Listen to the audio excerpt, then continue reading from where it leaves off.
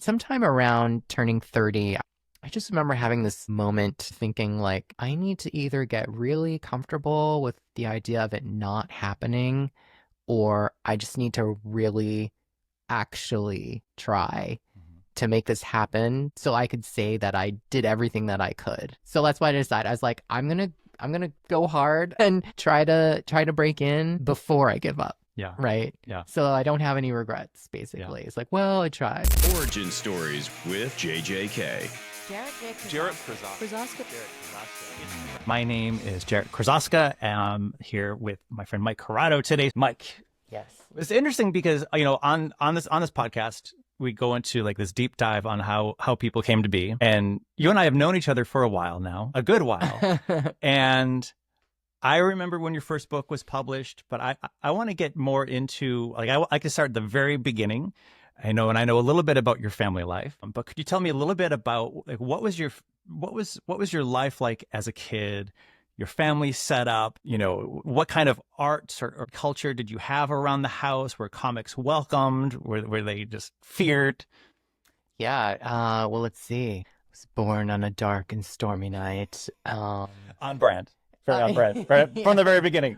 Drama. I don't know if it was stormy, but it was very late. And let's see. I grew up outside of New York City in the burbs, in Rockland County. So that's like the west bank of the Hudson River above New Jersey for folks who like geography like myself.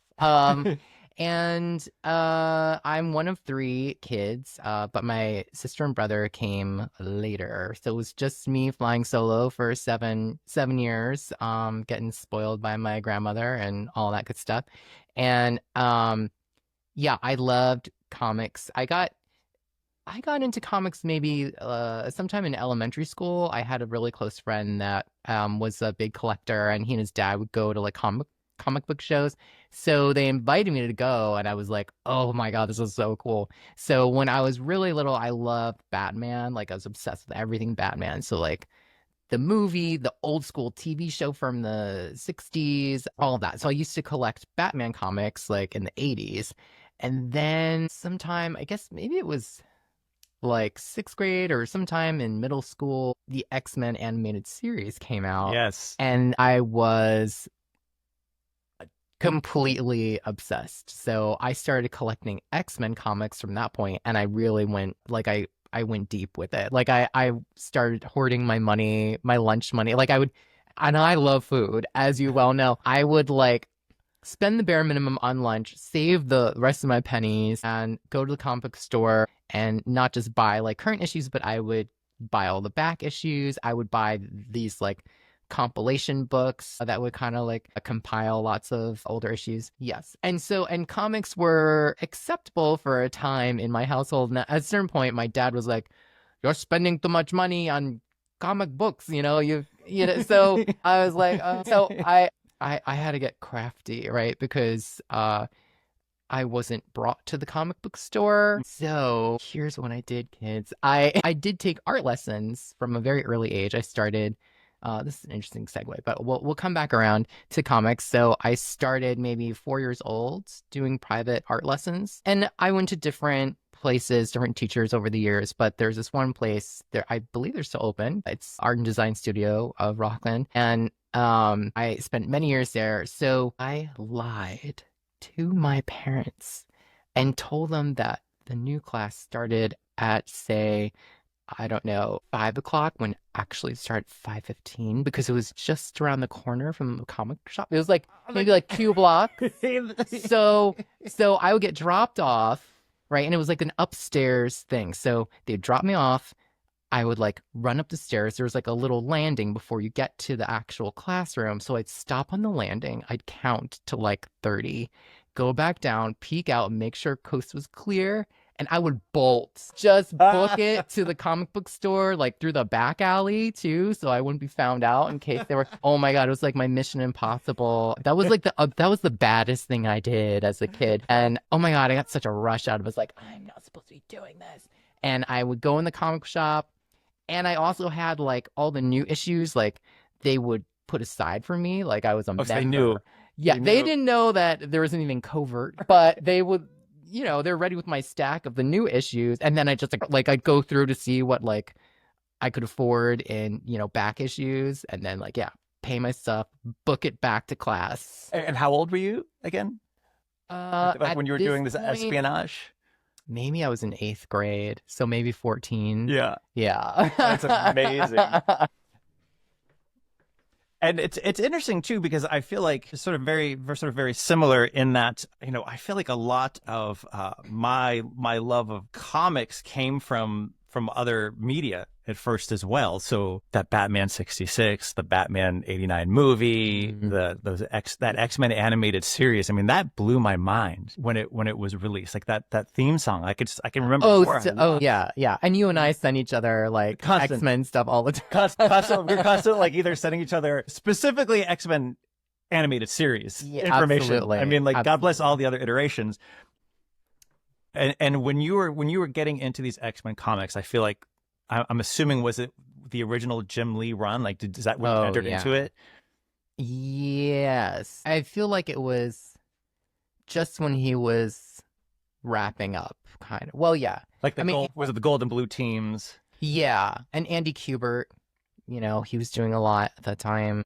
And yeah, it was really interesting to see the like evolution of art, like just within a few years. Like by the time I was a senior in high school, like Joe Motorera was illustrating, and it was like such a different style, but it was exciting, you know? Yeah. And I love all of them. Like I and I used to copy that art all the time, and so that really helped teach me a lot about, you know, how to draw comics. And I I got a little better at anatomy in college when I was drawing actual real people. Yeah, they definitely give you a false sense of body, a poor sense of your own body image. Like as a young man, I was like, I'm so skinny. I'm not going to be as strong as Cyclops. I know, right? I'm just like, so many lumps and bumps. Like, where are these muscles supposed to be on me? Even like, and never mind how they handled the female characters. Which I mean, that's a whole other level of body insecurity they were giving, and false expectations, you know, that anyone might have on what a grown woman should look like. I remember showing a drawing of Rogue that I had copied, showing my Scoutmaster, and him being like, I think you need to work on your proportions here. Wait, I was like, she's not gonna be able to stand up. Like, wait. So I have a question. I want to go back to. So you nabbed the issue, you know, that 15 minutes or that 14 minutes and 30 seconds you had to run over to the comic book store and get back. How did you then smuggle those comics into your house? You put them in your book bag. Oh, you had your book bag with you. No one's the wiser. And then, they don't know. I mean, you know, I had my big comic boxes, so they would just go immediately into the vault. Nice. Do you still have them? I still have every single X-Men comic I ever collected. They're all in there. You know, I feel like at a certain point I upscaled to the fancier wrapper. You were like a backboard on it? All of them have backboards, okay. right? But you know, make sure you have the acid-free ones. but like some of the plastic, you know, like some of the plastic bags, the cheaper plastic bags, they break down. Yes. So you have to pay the extra 10 cents or whatever to get like the one that makes a lot of noise, like, which was a lot. It was a lot, but I was like, I am preserving these for all time. So I have a few really valuable ones. But yeah.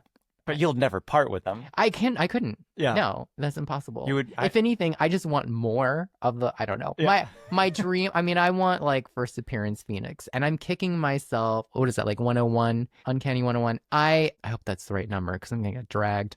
But someone will comment. Yeah. So, thank you. Thank you for your service. Because I remember being a kid and seeing like that issue like at a fair for sale, and it was $25 then. No. And I was like, I don't know, it's a lot of money. Now it's like what, like $25,000? No, not $25,000, but it's like a few $1,000s for that issue. I'm like, man. Anyway. Oh, so you know, you're a teenager, you're smuggling these X-Men comics, you're drawing them in your sketchbook, and you're taking art classes all along. Did you take art classes outside of high school throughout throughout your high school life? Like, were you taking these Yes. special classes on the weekends? Yeah. So after the same school? place that I was, running my comic smuggling, I stayed with them through high school and I started working there as well as a teacher's Oh, assistant. nice. Yeah. So sometime maybe it was sophomore year of high school. I was asked if I wanted to do that. So that was really cool. So basically I would just help out the teachers in the classes for younger kids. Yeah. Just kind of going around and like giving tips and stuff and like helping to set up and clean up and I love it. yeah. That's 100% what I did too. Yeah. And it was so empowering. It was. And that's when you something is when you can teach it, right? Right. So, and it just kind of reinforces like your own skill. Yeah. And yeah, it was great. So it sounds like your parents were really supportive of your art endeavors. Did you go to college for art? I did. I went to Syracuse University for illustration. And was that a difficult thing for your parents to deal with though? It was hard fought to get there. So without delving too much into it, yes, there was some disagreements as to whether or not I should go to art school. What was the alternative? Math school or science school, or was it because my grandfather, while he was okay with art school, he was not okay with illustration. He wanted me to become a graphic designer because he was like, the internet is the future. There's going to be a need for graphic designers. Right. I think I'm first generation on my dad's side, and he worked very hard. He, was very self-made. Yeah. And came from poverty and ended up, getting a really good job. But he was a computer programmer, even though his first passion was like music, right? So he, was a musician. I mean, he's still a musician, but so for work, he ended up doing computer programming. And when he came to America, he worked a lot of jobs while also taking classes at the community college. Mm. So it was kind of, he didn't really understand at first. Like, he's like, well, why don't you just go to the community college, which is so much cheaper, and just become a computer programmer because it's a good paying job. So this, I think it's a sort of like immigrant parent mentality of like, what are you talking about? You're going to do art. Like, you're insane. Like, it ain't cheap. How are you going to make money making art and you're going to go to art school? Like, yeah, so 100%. So it's like, I get that perspective now as an adult, but also I was like, no, trust me, I'm going to be the worst computer programmer that has ever lived. I'm like, it's just not my skill set. Like, I just don't, it's not my passion. I don't know. And were you an angsty 90s teen as well? Oh, yeah. I'm going to be, you don't understand me, Dad. I'm going to be in my room listening to Toriyama, Nirvana. Yeah, basically. So, yeah. I mean, there was a lot of negotiating. Basically, I don't know. My mom was very like, he needs to do something with, like, he has this talent, he needs to do something with it. Right. So they kind of were going back and forth about that. But meanwhile, I was doing everything I could to like get scholarships, and I applied early admission to Syracuse and RISD. I got into both. Wow. But Syracuse, I got like a lot of financial assistance. It's so important. Yes. So sorry, RISD. Actually, I made the right choice.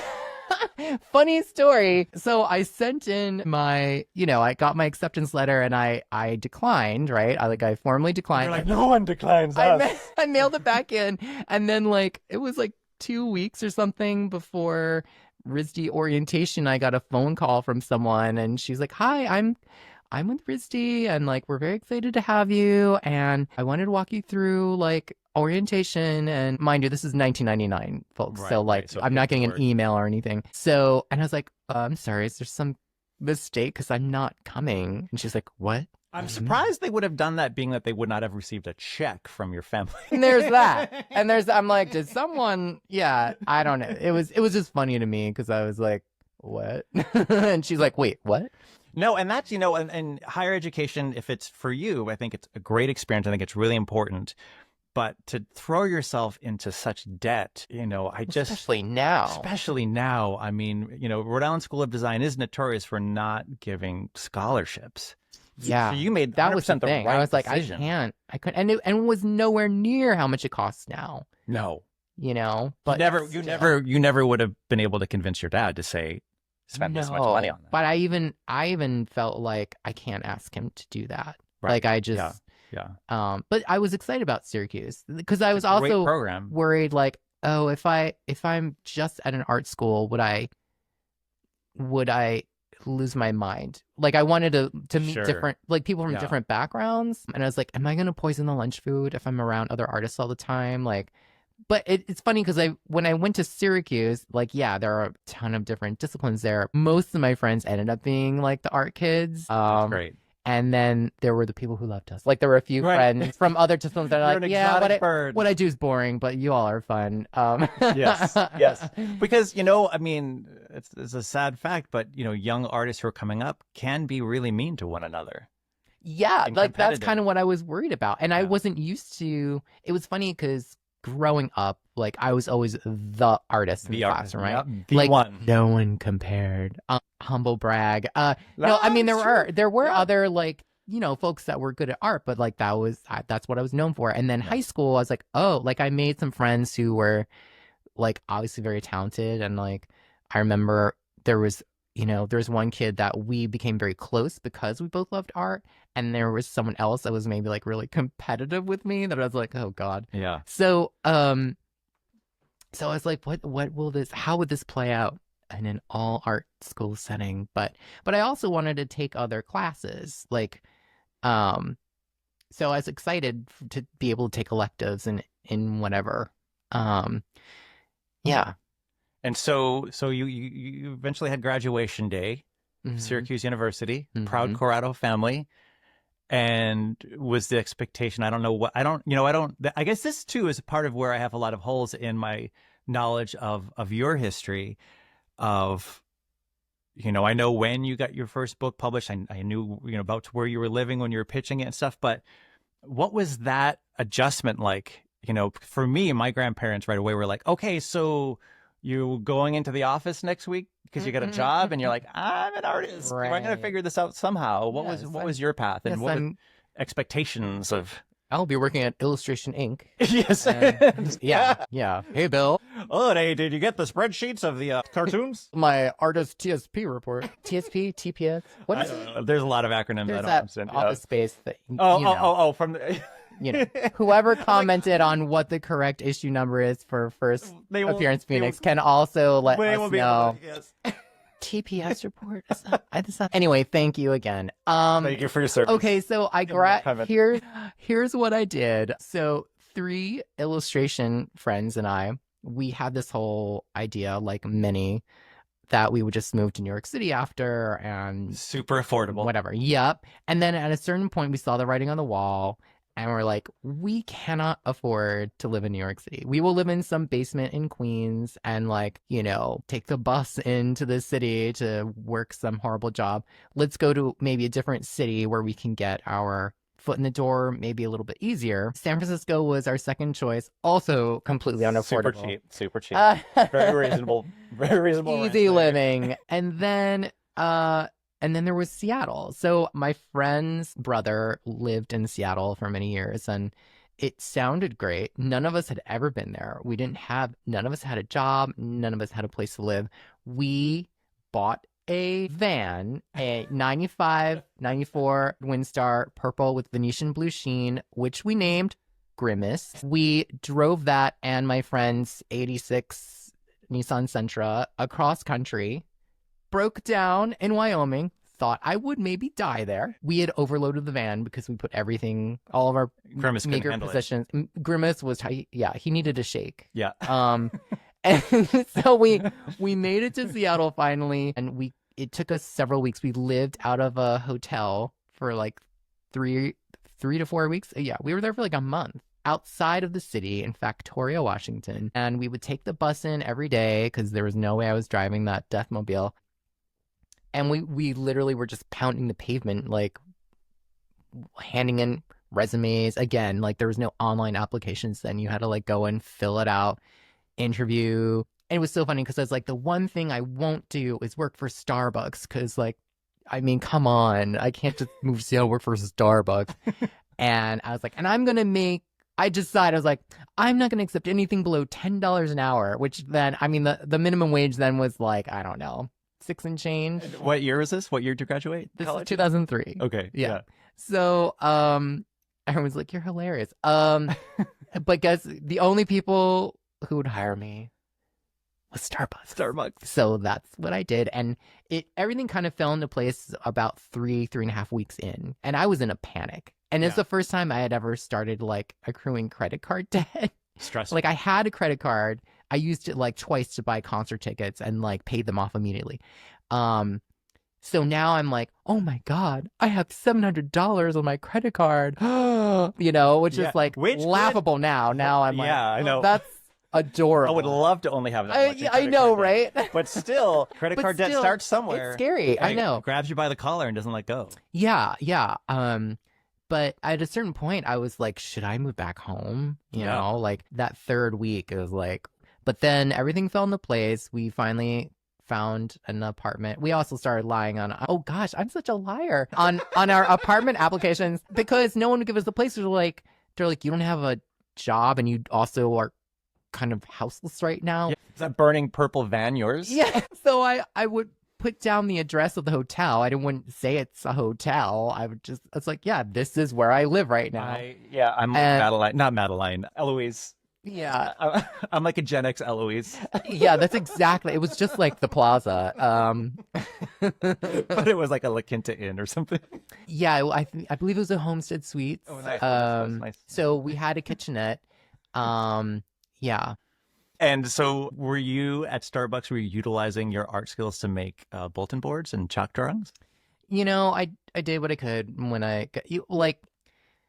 there wasn't a lot of opportunity to do that because everything was already so regimented. Yeah. At that point, everything was very like, must be corporate approved. Maybe there was like an employee of the month. That's what I used to do, an employee of the month thing. So I'd do a little portrait of the person. Nice. And yeah, so that was cute. And at some point, I had a little art show in our cafe, like, because we would have local artists hang their stuff. So that was fun. I did that. I had a month there where I showed my work. Yeah. But I worked for Starbucks for a year and 1 week. And what were your art goals, though? I mean, obviously you love illustration, and I know how the story ends, but like, what was your dream situation? I mean, publishing was the goal. It was. Okay. So when I entered college, I was thinking, maybe comic books, but I was open to other stuff. And then I kind of rediscovered my love of children's books my sophomore year. So freshman year is like a foundation year. Everyone takes the same stuff. And then you sometime that year choose a concentration / major. And so it was sophomore year when I started mostly looking at the Society of Illustrators annuals and stuff like that. A lot of the work that I was drawn to was the book work. And so then I started, I was learning more and more in class about children's books, but also like going to bookstores and like seeing what's what. And I just knew I wanted to do it. And so I was already soliciting on my way out the door, like when I graduated, because my whole plan was like, I'm gonna get a book deal, like so. And by book deal, you meant like picture books, right? Book. Yeah. And 2 years ahead of me, Jason Chin graduated, and he got a deal right away, and I was like, wow, Jason Chin, who obviously like has made it. Yeah. Lots of award stickers. Yeah. That's what I want. That's what I was hoping for, and I got a lot of very, very friendly rejections. But you're like a senior in college and you're sending out your stuff. Is that it? Yeah. So basically, like I was able to do what do they call that? An independent study, with one of the teachers, and just making a book dummy, like writing a book, making a dummy. So by the time I was graduating, I was ready to send it out. Gotcha. So like as I'm moving to Seattle, I'm like mailing copies of my book dummy. What was it called? It was called The Adventures of Peanut and Zed. Okay. And it was based on my host mother. So I did a semester abroad in Italy my junior year.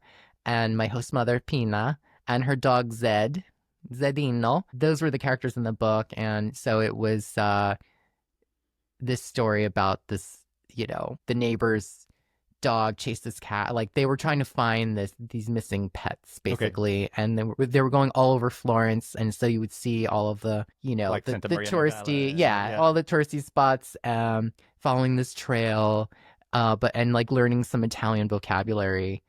And it's so funny, like looking at it now, reading it now, it's like, okay, obviously this person had some potential, but like could not write very well. I wasn't there yet. But that's basically what all the editors and art directors were telling me. They were like, you've got something. The story, someone said once, the story hasn't quite found its groove yet. I'm like, yeah, it's bad. Like, thank you.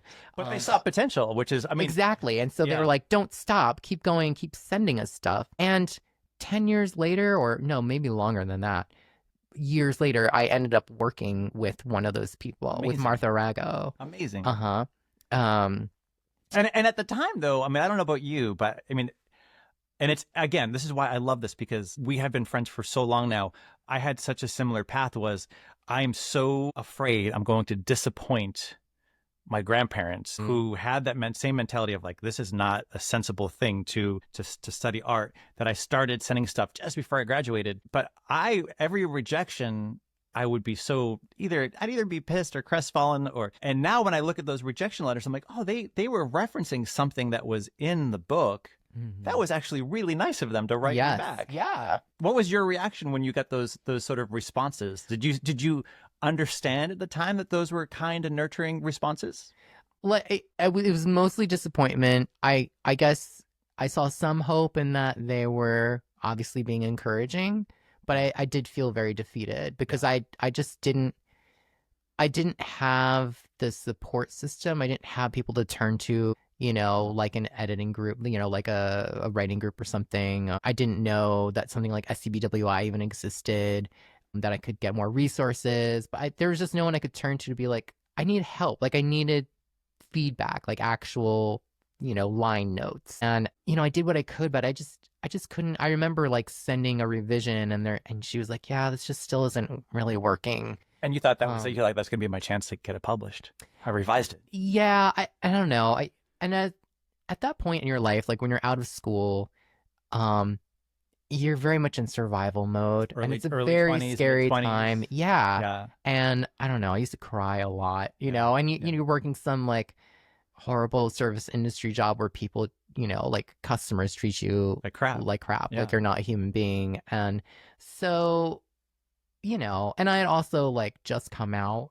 So like you had a lot going on. There was a lot going on. So at a certain point, I just kind of not gave up, but I was like, I can't do this right now. Like, I'm trying to get published. Yeah. I was like, I don't really know what to do. And so I would, when I could get the money together, I would send out a postcard every so often, but I got 0 responses from sending out postcards. Some people do, like some people were on it. Like that's the old school way of doing it, sending out a postcard of your work to different art directors. But it just seemed like no matter what I tried, it wasn't working. And meanwhile, it's like, I have to survive. Like I need a paycheck. So I shifted to graphic design. Like I got an internship with a small graphic design firm in Seattle. It was called Thread. And these 2 amazing women like took a chance on me. I learned so much from them. And, I had 0 design experience, honestly. Yeah. Like I showed them my illustration portfolio and this one concert, poster that I made. And they're like, okay, so we can see that obviously you have compositional talent and da-da-da. Like we can help train you. Like it's an unpaid internship. So, and it was supposed to be half a year. I ended up staying for 10 months because I was getting so much out of it and they really trusted me. And every now and then they would like throw me one of their clients. Like I would just be in charge of a smaller project. So I was able to kind of build a, kind of a junior design portfolio that way. And then after that, so I'm still working at Starbucks. Then I couldn't stand it anymore. So I had to quit. I started working in an art store at Utrecht in Seattle. And then I realized like this isn't sustainable either. Like I'm getting paid even less than I did at Starbucks because I don't make tips. Right. And I'm sure whatever you got for a discount sort of still negated how much you were spending on art supplies and what you're making. Totally. Yeah. But they were awesome people that I worked with. But then because I feel like every day I was culling, the ads for jobs and stuff like that, creative jobs. Looking at so the listeners know, physical magazines and newspapers, right? Like to find jobs. you could search online at that point. You could, okay. Also. And something were you doing both print and online searches? Yeah. Mm-hmm. And something I came across was originally called Creative Assets, which was like a creative staffing agency in Seattle, and then it was called Filter later.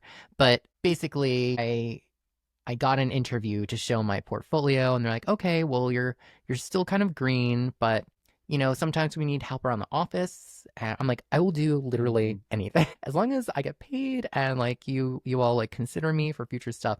So they had me come in for data entry and just like kind of mindless clickety clack. And like, so you're mid-20s. This is still early 20s. Okay. So I'm maybe 24. And so maybe day 2 of data entry, the phone's ringing off the hook. They're like, our our admin just left because we placed her in a gig. And at a certain point, one of the talent managers was like, can you grab the phone, please? Like, just can't. So I picked the phone, like, Creative Assets, this is Mike, can I help? And, she like heard me fielding this call and like taking the notes and everything. And she's like, you're good on the phone. And so she's like, do you want to maybe, take over the admin position here? Like, let me talk to somebody. So that's what I did. So I did that for like a year or maybe more, maybe a year and a half. So I was basically in charge of, scheduling, phone calls, file maintenance. I'm just like, you were Janine to their Ghostbusters. I was Pam. Yes, Janine, yes. Yeah. I always think myself as Pam from The Office, but with no Jim. There was no one. I was like, where is he? But but I learned so much. I learned so much about how the Seattle design industry works. And I was meeting all these different people and I made friends with the talent managers. And at a certain point, the talent managers were like, you have to quit so we can hire you. And I was like, oh my God. So, and at that point, I was taking on either low paying design jobs or like pro bono stuff, honestly, just to build my portfolio. And so once it was strong enough, like, once my friends in the office were like, your portfolio's, it's good now. Like, I set an end date and I just prayed to God. And that wasn't just like when I moved out to Seattle, there was like 2 weeks maybe where I was like, oh God, oh my God, in between paychecks. I'm like, oh. And then, at the end of 2 weeks, they're like, how would you like to work for Cranium? I was like, the board game. Oh, and that was like, the what? biggest thing. It was. And let me tell you, I arrived on the scene at Cranium during like the golden age. It was an amazing company to work for. Gary Baseman did all of the illustrations. Gary right? Baseman, yes, he did most of the illustrations, definitely for the classic board game itself. Yeah. He designed all the characters. He didn't obviously work on site. Sure. He did come in the office every now and then for a meeting.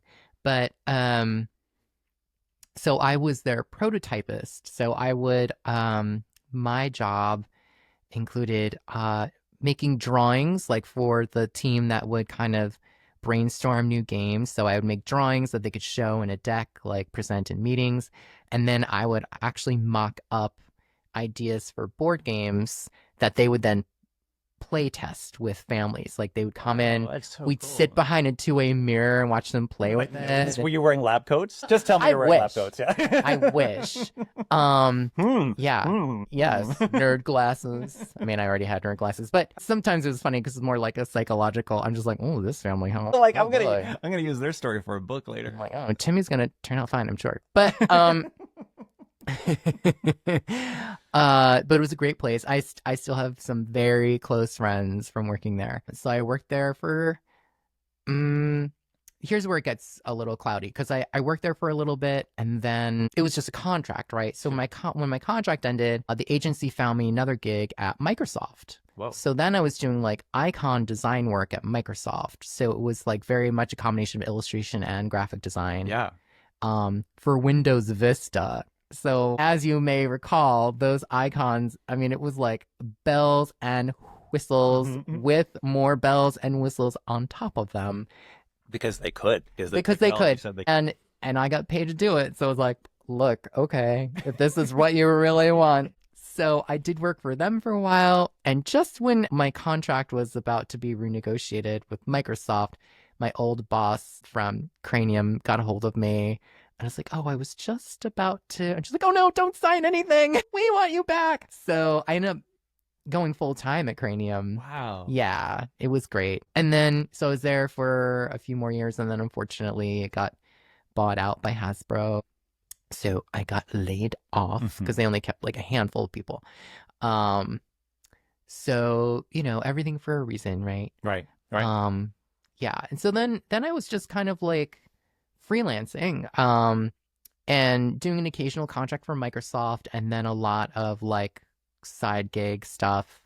And that went on for like a few years. And then I got a full-time job with geocaching. The company is called Groundspeak. So geocaching is like, oh, you don't know? It's like a GPS treasure hunting game. So yeah, fun. you download an app. It can be really fun. Yeah. Yeah. And so you need to Google this because there are geocaches hidden all over the world. Like a treasure. Yeah. And so it's more about like the hunt for it. Yeah, It's like the exciting thing. Sometimes they're different sizes. Sometimes it's like a capsule or cache, it's called, that you could like hide things in. Sometimes just like a little thing as small as like a thimble that you open up and you just sign your name on this little scroll of paper to be like, Jarrett was here, you know? And what year is that? Oh my God. I think I started there in 2008 or 9. Yeah. And so I worked there for a few years. And at a certain point, I was like the design manager. So yeah, so that's the last full-time job I had. I left in 2010 or 11. And my friend who worked at the same place, she and I started our own company. It was specializing in wedding invitations for gay folks called Queer Getting Married. I have no doubt that you would have delivered a great pun. So I was doing that and a lot of freelance work. I did a lot of work for Amazon at that time, doing like Kindle icons. So at one point in time, if you ever had a Kindle, you were pressing buttons that I designed. Yeah. And then I finally got my book deal. And were you still living in Seattle when you got the book deal? Still in Seattle. And I moved to New York in 2013. So I got my deal in 2012. And then so throughout then okay, let me backtrack. So throughout these jobs, you were still tinkering on your own stories, and when did you get the courage then to start sending them out again? Sorry. Well, no, it's okay. So once I had my kind of cush design job, the last full-time gig I had, you know, I was in a different place, obviously, than when I graduated school. Like, I was financially secure for the first time ever. I just felt kind of bored. And I saw myself, you know, it was a good company to work for, and I could just keep doing it, right? There was no end to it. I was very appreciated there. Like, but I felt really unfulfilled, and I started thinking again about, I mean, I'd always thought about books during that whole time. And every now and then I would like make a painting or try writing something. It would go nowhere. I get frustrated and like walk away from it. Yeah. And like, I was still doing the postcard thing every now and then. And then I think it was, I was having like I don't know if it's an existential crisis. That may sound too dramatic, and I would never. But sometime around turning 30, I was like, but this isn't what I want. Like, this isn't what I want to do. And I just remember having this moment in the shower thinking like, I need to either get really comfortable with the idea of it not happening, or I just need to really actually try to make this happen so I could say that I did everything that I could. So that's why I decided. I was like, I'm gonna go hard and try to break in before I give up.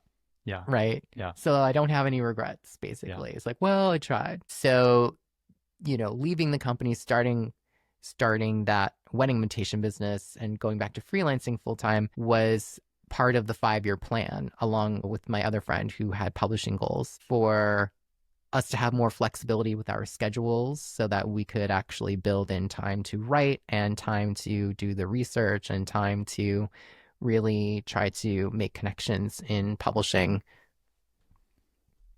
So, and that's when I found out about SCBWI. Which is Society of Children's Book Writers and Illustrators. Yes. So I went to a few regional meetings in Seattle, and then another illustrator, Jamie Tamarick, she recommended the international conference. Like one of the big ones. Yes. Big So, yes. Yeah. So winter is New York, summer is LA, and they happen every year. And at the New York conference, they have a juried portfolio show, and all of the art directors and editors, are invited in the children's book industry. So I thought, like, okay, this is something I can do. This is like, I can make some opportunities for myself by just going there, and like I can learn a lot because they have workshops and stuff. I'll enter my portfolio, and this seems like a good way to give out. You can leave postcards. It's like, well, I'll save on mailing. Right. So yeah, I flew to New York. I stayed with a friend, and I ended up winning the show. Wow. And so that was a gag because Wait, what year was that again? 2011? 12. 12? Yes. Yeah. 2012. January, February, something like that. And so I was like, holy crap. Yeah. Like all of a sudden, and I had this like eerie feeling too, like when they announced the award that morning, I was like I kind of teared up because I was just like, I think maybe this might be it. Like, I think this is my moment. And again, you're 30?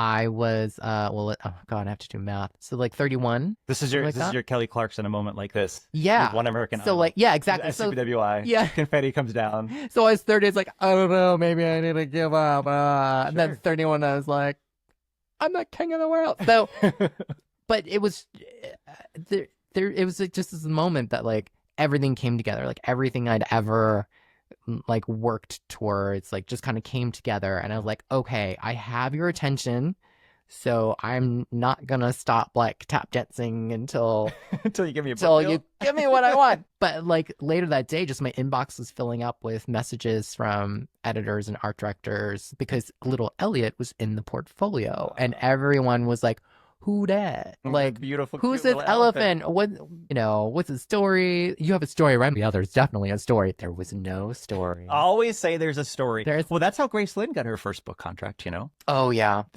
Somebody asked her, Charles Birch? Yeah. They asked if they liked her art. They're like, do you also write? And she said, yes. Absolutely. And then she immediately said, I have to figure out how to write. She sure did. She sure did. She sure did. Newbery Honor National Book Award finalist, Legacy Award winner. Must be nice.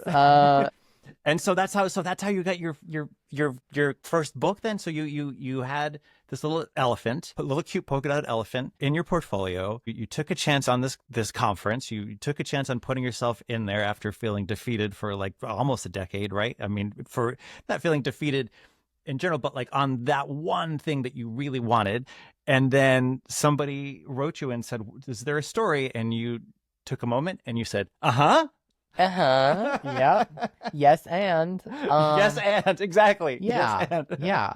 And I mean, if you're interested in doing children's books, I mean, it's important to have at least one character that you're showing multiple times in your portfolio.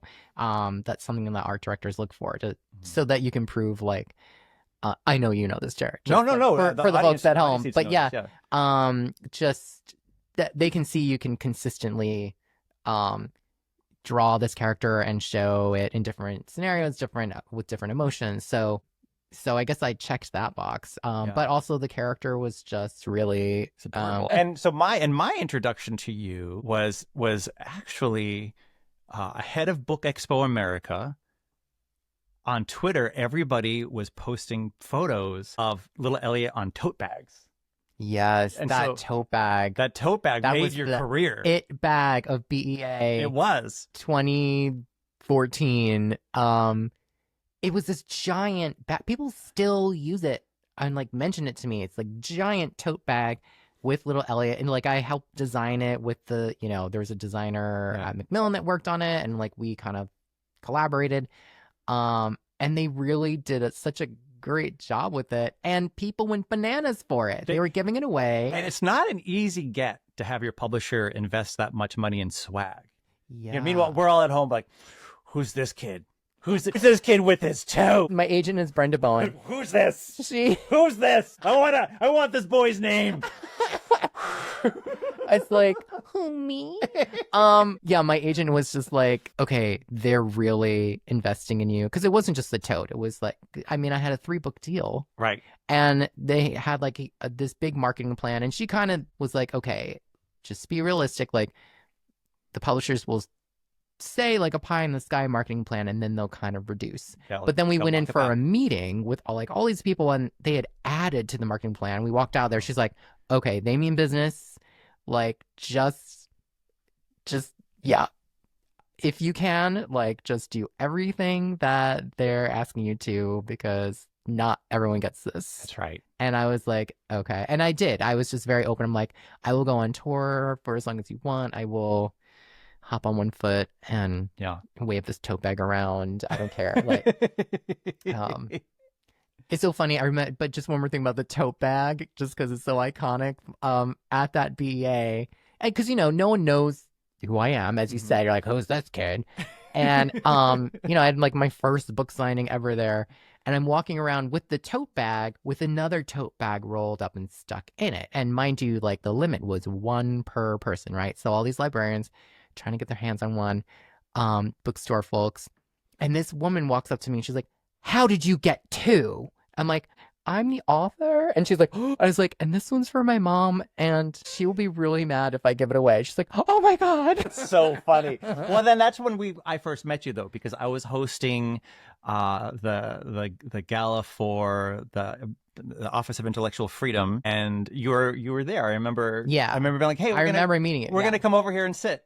Come over and sit. And then I made everyone dance, and I pulled you up and made sure we all were dancing too. That wasn't a requirement. That was a Jarrett thing. 100%. Well, it doesn't take a lot to get me to dance. No, you're like, okay. Wait, that was our first meeting. And then we met a bunch of times, but I think one of the coolest early memories I have of our friendship is I was interviewing Chris Van Allsburg at the 92nd Street Y. And I introduced you to him after, and he knew your book. He was like, "Oh, I like that book. I've seen that book." And like Chris, were you into his stuff as a kid, as a teen? I was obsessed. Yeah, he was like that's why I was there. I was like, he's one of my inspirations. I mean, if you look at Little Elliot, I mean, it's very much inspired by his graphite work, and I'm a big Edward Hopper fan. So those two probably influenced me the most. Maybe Ian Falconer also, like when I was creating Little Elliot. Oh yeah, I can see that. Yeah. I can see that thread there. Yeah, for sure. So you spent several years establishing yourself as Mike Curato, who creates these beautiful picture books about Little Elliot. You also illustrated several books like What If by one of your best friends, Samantha Berger, and you have this track of being known as, that the picture books, like happy, friendly, fun picture books. And tell me about what it was like to transition from saying to your agent, saying to your publisher, okay, but now I want to do a young adult graphic novel that's going to be a whole other thing, that's going to be much more intense, that's going to be very truthful. So Flamer is a work of fiction, draws from your life as a biracial gay man coming up, being at a summer camp, being in Scouts, and it's as I said on the blurb, like I said, this book will save lives because it's such a powerful book that lets kids be seen and understood, and it's unflinching. And so, tell me about those conversations. Yeah. Because they're like, but Mike, we have these tote bags. We have these wonderful, look, I thought we made it clear we had these happy elephant tote bags. Can we just stay with the elephant tote bags? We're going to need some new swag. You're like, hear me out. Yeah. It's called Flamer. flamer, yeah. So I don't know, maybe like a lighter or Yeah, later.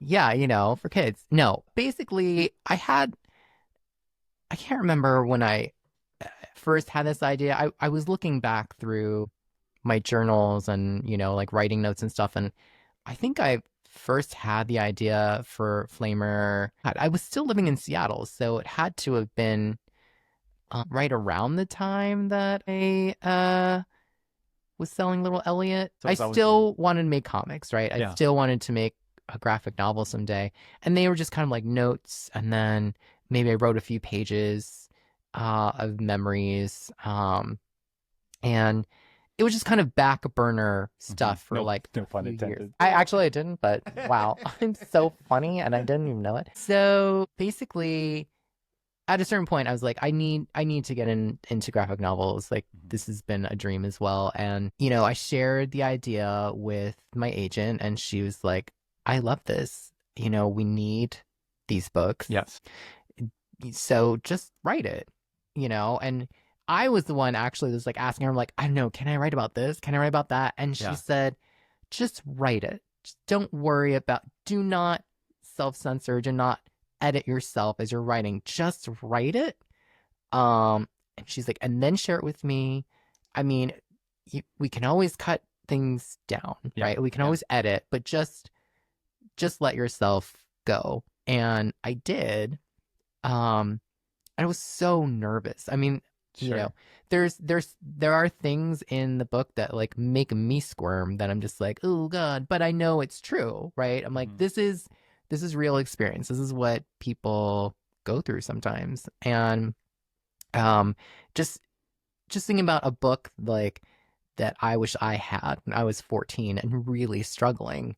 So that gave me a lot of encouragement to think like I could maybe help somebody with this book. Yeah. So I wrote this like with them in mind, right? And when I shared it with my agent, I was kind of surprised at how much she gushed over it. Like I was expecting her to be like, I don't know, like this is kind of intense and dark. Like, I don't know if they're going to go for this, but she's like, I love this. And she sent it to Laura Godwin, my editor, my Little Elliot editor. Yeah. And she was so supportive. She's Amazing. like, yes, we're buying this ASAP. I mean, it did sit on the back burner for a while. Like we made the deal, but then there were all these other books that I had to make. Yeah, but I had nothing but support from my publisher. I'm really grateful for that. They didn't edit anything out. That's I mean, obviously, God for them yeah, doing that, yeah. because it is such a powerful book, and it speaks truth. I can't tell you how much I love Flamer. I mean, and I've been saying that since it was just a PDF. Yeah, that you had emailed me. Yeah, that you were trying to do this thing, you know, and I know so full well how tricky it is, like to write something that is just so raw and honest. And the anxiety and fear you have about putting it out into the world. I remember we were out shortly before the book was published, and I recognized in your face that like, oh my God, I'm putting this out there. Like here's something that has existed in the margins of sketchbooks for like a decade plus, and now here it is, you know? Yeah. And although it debuted when things were still shut down, you know, it has defied the expectations of, because most books that published during the height of the pandemic didn't perform well, but you know, it's out there and kids are reading it, and we have booksellers and librarians championing it all the time. Yeah, I'm so grateful for that too. Yeah. Yeah. Thank God for those librarians and booksellers who are standing up for intellectual freedom. And you know, the two of us have both had to deal with book banning situations, book challenging situations. And I was actually, you know, you had posted this very funny video, funny and poignant video on TikTok recently, where you're very confessional, where you're talking about how difficult this is and these awful messages you get. And then, it turns into this comedy bit where you're like, well, maybe if you just, read a book instead of banning them, because they always are using the wrong grammar. Like they're getting the theirs wrong. They're hard to read because they're hard to read. It's not just hard to read because the grammar is terrible. Yeah. And so I duetted that. And then like your video got shared wide and other people sharing it. And I was just getting into a conversation with someone on Facebook comments. It's funny because like I'll get 100 really nice comments and I might not find the time to reply to them, but I might get a comment that I feel like, okay, might be stressful for me, but I feel in this moment I'm going to engage with this person to talk about what book banning is and means. And, there's so often this misconception of, well, they can just get it on Amazon, or they just buy it online somewhere. And it's like, oh, you can't, that's assuming everyone has the financial means to do that. Yeah. As someone who had to spend his own lunch money on comic books, I will be the first to tell you, like, yeah, like not everyone has the money or resources to do that. And also for a book like Flamer, for a book like Hey Kiddo, sometimes it's not safe to ask your parent at home, the adult at home, for that book or for it to even like be in the house. Yeah. Which we have discovered during like this time of censorship, of like parents seeing kids take these books out from the library and being very upset about it. But it's like books are a safe place for people to learn, and grow. Yeah. There was just recently an episode, it was like the second time someone had tried to ban Flamer from their kids' library, and very grateful that the PTA, or can't remember, the school board or PTA, but they denied the request again because they're like, no, like this isn't just about censoring books. This is about like kids' lives. Right. Yes, it's like they need this lifeline. And, this parent was talking about like, it always gets me when people complain about foul language. And it's like, but this is real life. Okay. And at a certain point, your kid is already subjected to it. You know what I mean? Teenager. Yeah. Like your kid has internet access. Yeah. There's in a lot more than what's in my book. Trust. And, but she said something about like, and pardon my language, but, or I'll just say that, the derogatory, the F slur for like gay folks is in the book, right? And not used in a pro F slur kind of way. No, not in a reclamation kind of way. Yeah, no, like it's just in a slurry slur kind of way. Slurry slur to hurt the protagonist. Exactly. Yeah. And so it's just like, but I mean, that's what people go through. But she was talking about, and she's like, I had to teach my child what this means, and literally said, I had to go through this. And I want to be like, you had to go through teaching your child about a slur. How about going through being called that word for most of your life? Yes. I think there's a little bit of a difference. And don't you want to be able to teach your child, here's why this is a bad word and we shouldn't say it. Yeah. Right? It's like, here's how this hurts people.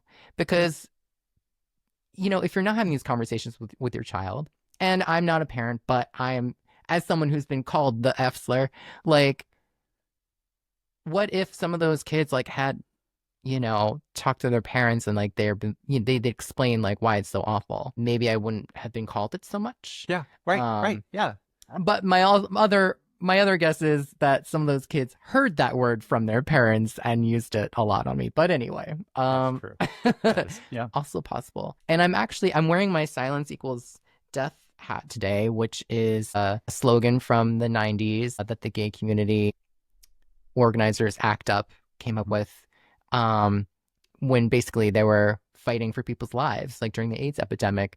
And I find it very relevant today, like not just for talking about AIDS and gay men's health, but talking about censorship, talking about Roe v. Wade, talking about all these other racial inequality and social justice. And it's like, I find it so relevant with censorship because it's just like, no, we can't not talk about these things with our youth because that just leads to more problems than not talking we just want everything to be nice. Like we have to have uncomfortable conversations with our youth because it helps prepare them for what's definitely coming, right?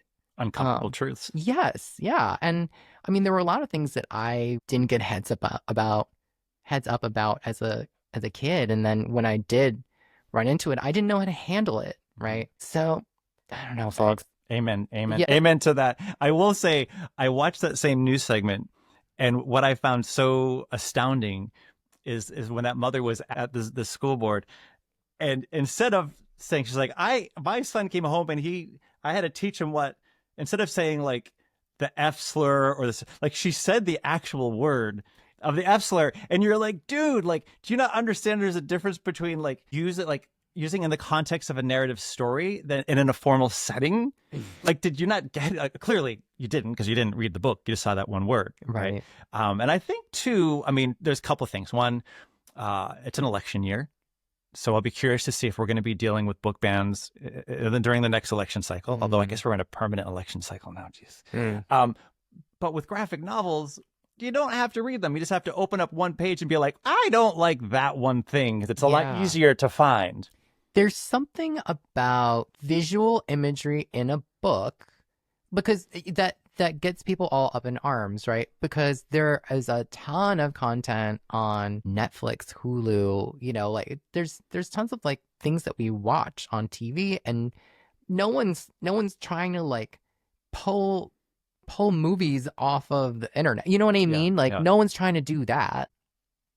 And well, maybe in an odd way, like the parents can really control and hover over everything. But once you get into the young adult territory, that kid, like you said, it might not be safe at home. And by that, I gather you mean, and correct me if I'm wrong, if you're young and gay and if your parents are very homophobic, that might not be safe for them to know your sexuality. You might not feel comfortable. If, like, for Hey Kiddo, if you are in a home with drug addiction and abusive parents, that parent might be like, well, why are you reading this? Right. You know what I mean? Like, and like, it might literally not be safe. Like, and the school library especially is such a safe space, and young people and young adults deserve the privacy of having access to information without being judged or condemned for that. Right. So, and to bring it full circle, throughout Flamer, your main character, Aiden, has these fantasies in which he is the Phoenix, right, with his crush, and then the crush is Cyclops, right? You're able to tie in that, like, as you're turning the pages in your mind, you can go, yeah.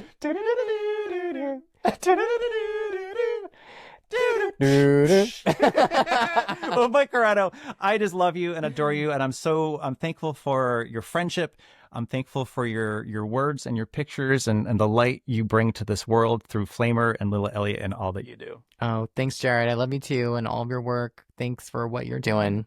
See you soon. And by soon, I mean we talk 100 times a day on a private message group with our author friends. So we will both open our phones right now and probably see messages from Grace and Lisa about something that's going on. See you in the chat. See you in the chat.